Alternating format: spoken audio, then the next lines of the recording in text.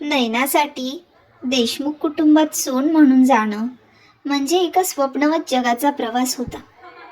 पुण्यातलं एक असं प्रतिष्ठित कुटुंब जिथे प्रत्येकाच्या नावापुढे डॉक्टर किंवा इंजिनियर अशी पदवी होती. घराच्या भिंती ज्ञानाच्या पुस्तकांनी भरलेल्या होत्या, पण नयनाला हे माहीत नव्हतं की त्याच भिंतीच्या आत विचारांचा एक जुनाट काळोख दाटलेला आहे.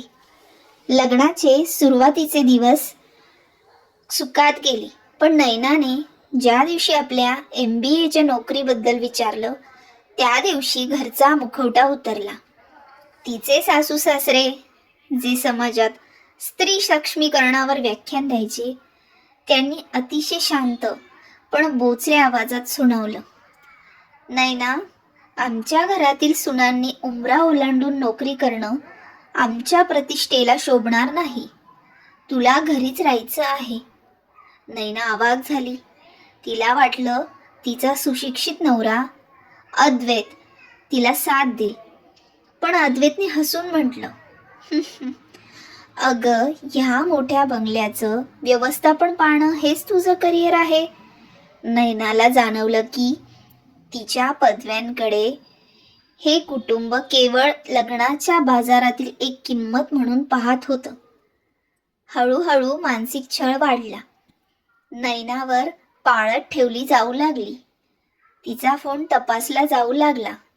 कळस तेव्हा झाला जेव्हा अद्वैतने तिची शैक्षणिक प्रमाणपत्र कपाटात कोंडून ठेवली आणि तिला घराबाहेर पडण्यास मनाई केली. पण नयना डगमगली नाही.